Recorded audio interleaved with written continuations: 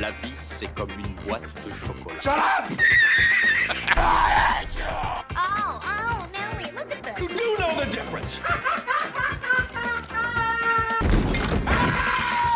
Voilà exactement ce que j'aimais. I'm not a complicated man. I like cinema. Bonjour à tous, on se retrouve pour un film en bref, le nouveau format qui suit l'épisode du mois. Et c'est avec moi, Dorian, qu'on va du coup s'intéresser au film The Thing.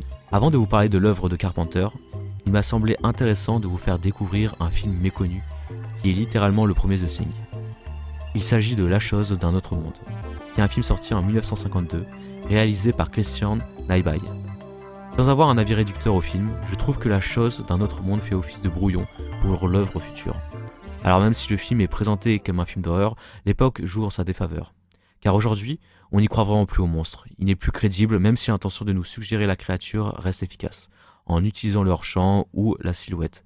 Contrairement à Carpenter qui lui adoptera une approche beaucoup plus frontale pour exposer sa créature. Pour ce qui sera des personnages, Christian Nyby mettra en scène une proposition beaucoup plus scientifique que dans The Thing, provoquant le conflit dans l'expédition avec le scientifique qui veut le maintenir en vie, tandis que la figure militaire veut tuer la chose. Ce choix de conflit va être préféré au détriment de l'émotion de peur, clé qui est l'ADN de The Thing de Carpenter, à savoir la paranoïa.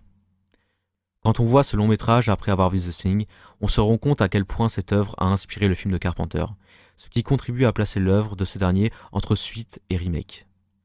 On aura dans The Thing, via une télévision diffusant des images en noir et blanc, l'origine de ce mystère, ce qui s'est passé des années avant, à savoir la découverte d'un vaisseau spatial dans la glace, ce qui fait bien évidemment écho à l'expédition polaire 6. The Thing aura donc, en termes de temporalité, plus une place de suite rendant hommage au précédent film. 12 men have just discovered something. For 100,000 years, it was buried in the snow and ice. Now it has found a place to live. Inside.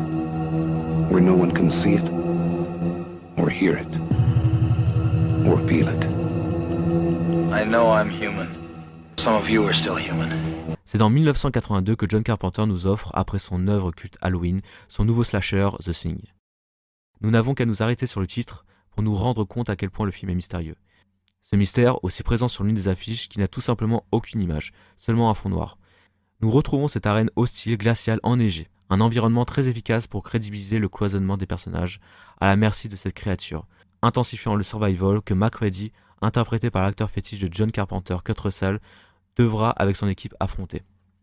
La mythologie du film va déjà s'enrichir en nous plantant un décor mystérieux sur ces Norvégiens qui tentent d'abattre un chien. Mais c'est alors que l'animal s'installe dans la base du groupe que la partie d'échecs commence. Le concept de l'horreur réside dans le fait que l'extraterrestre, ayant élu domicile dans le corps du chien, va progressivement changer d'hôte afin d'éliminer un à un les membres de l'expédition. Je trouve que la particularité de ce film est de nous présenter des personnages complètement antipathiques, que ce soit le personnage principal MacReady, qui est aussi froid que impitoyable, que les autres habitants de la base. Cette manière de mettre en scène l'écriture de ces personnages peut nous permettre de garder notre objectivité autour de la question qui est l'extraterrestre. Si Carpenter nous aurait offert un personnage avec énormément de valeurs bienveillantes, nous voudrions que le personnage soit le survivant.